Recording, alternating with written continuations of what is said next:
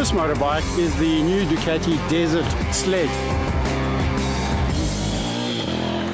It sort of conjures up images of Steve McQueen bashing it through the Mojave Desert on a motorbike. And when you first look at this Desert Sled, it looks like a Yamaha DT50 on steroids, or should I say a Yamaha XT500 without the Kickstarter. It's got electric start. Now, a few months ago, I attended the launch of this Ducati Desert Sled at Kyalami, where they launched it amongst a whole bunch of other new Ducatis that have come out for 2017. And I must say, as I walked around that showroom, I looked at this bike and I thought, this is one motorcycle I'd like to get my hands on, because it really does give the image of a dual-purpose machine. And I think that part of the market has been missing for a long time. As you know, we've had the Scramblers come out on the market, and they're pretty cool, and I think they're fairly iconic in their looks and the way they perform, but they're not really dual purpose, if you ask me. Now the Desert Sled, I think, takes care of dual purposity, if that's a word.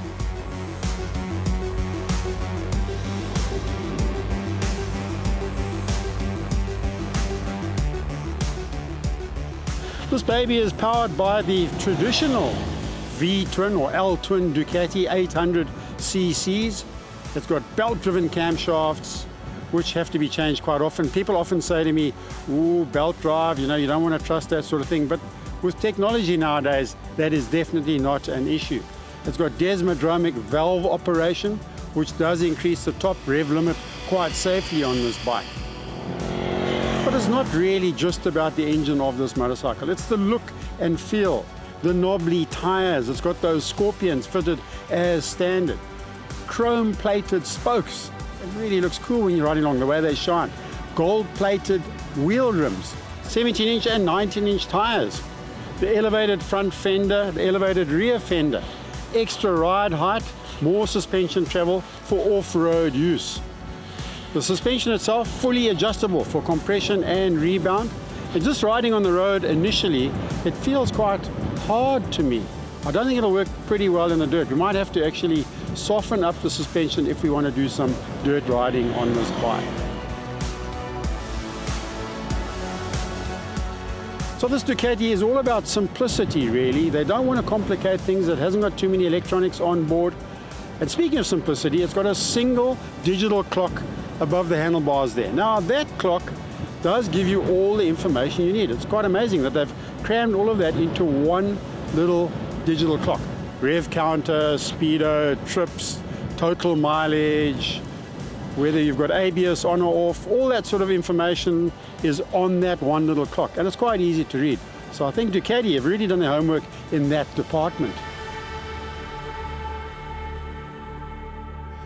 So we've decided to invite somebody else along to have a ride on this bike as well, because he's a bit of a dirt expert. And I think Dillon Smith will have a good time on this motorcycle. That is, if I can turn off the ABS. It's quite a complicated menu to get into the ABS settings to switch it off on this bike, because I really think for the type of stuff he's going to do, we don't want anti-lock braking, do we?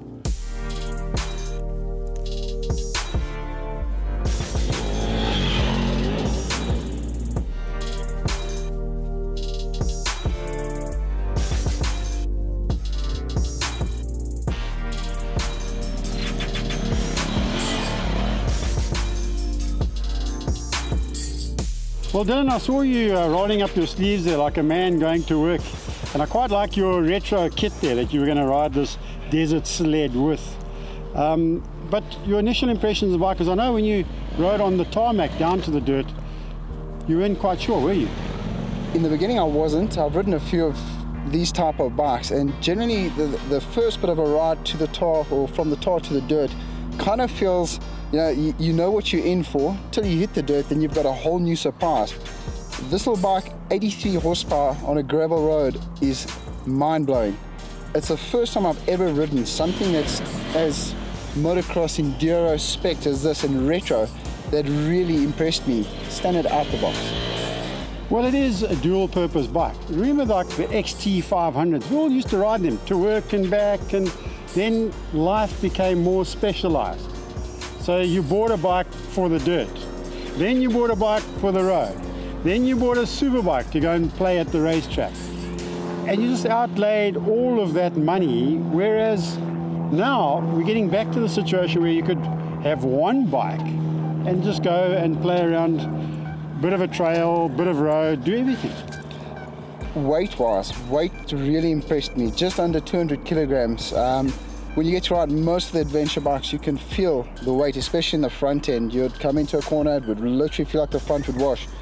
Funny enough, the setup, the way that this bike's been set up currently, you can come into a corner as hard as you'd like. You've actually got grip, and I know they're running Pirellis on this bike, but you can feel the grip the whole way through the front. Only thing I would recommend on doing on this bike, the type of riding we did, was stiffen up the rear suspension. Stock standard. Otherwise, from there on, you've got a perfect toy. Well, it's got preload adjustment on the rear, plus rebound and damping. We didn't even bring tools along today, and I did that on purpose, Dylan, because I didn't want you to ride a bike that's fully set up for the dirt, because I wanted it to be a compromise of a commuter bike and then to go on the dirt.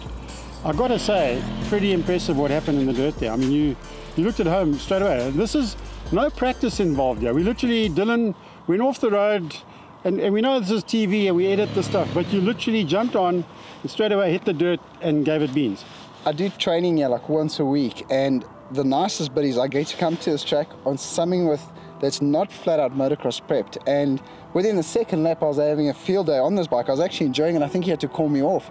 I think I would have carried on all day. If I had to have a screwdriver to set that back shock, I don't think you'd get me off this bike for the day, I kid you not.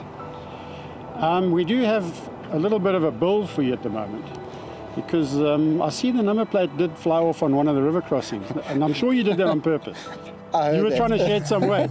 I heard that. So when I landed, I actually heard, and I still thought to myself, oh, I just hope it's nothing else. When I saw the number plate, it was like such a sigh of relief, eh? Well, it's obviously designed not to have a big old South African heavy number plate on the rear. Airbag in the back, we don't need those. We don't need airbags and stuff like that. Dylan, just to get back to the technical aspect, L-twin, V-twin motor, 800cc, fairly light as you say. It just has got no electronics. We switched the ABS off. That's about the only thing you can do. And I think that's a plus, because the bikes nowadays are going towards all these electronic rider aids. Something like this doesn't need rider aids, does it? Not at all. You'll find that 9 out of 10 times you try and switch off most of the electronic components on the other models, but you know, they never ever really feel like it disengages. Every time you switch it off and maybe have a coolie, when you climb back on, you've got to engage everything again. It becomes too much of a hassle, of a nightmare to try and flick everything off. With this one, I had ABS off, and that was it. Off I went, had fun. We're going to toss a coin now to see, first of all, who rides the bike back to Ducati down there in Randburg, and maybe who gets to keep it, because I reckon you really do like this one, don't you? I enjoyed this thoroughly. I even got to tear my pants on this bike, and you must know I really enjoy this bike. Let me see your pants, please. The special edition air vented.